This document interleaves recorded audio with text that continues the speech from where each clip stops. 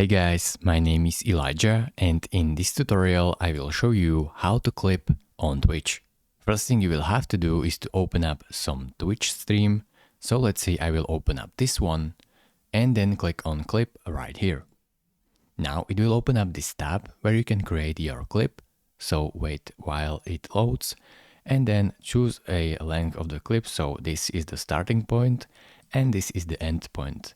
And between that you will have this black bar and that's where you are currently.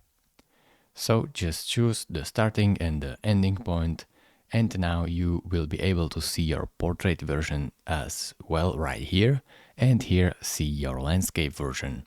Here you can add a title for your clip and it is a required one. So today's stream and then click on save clip and the clip will be saved.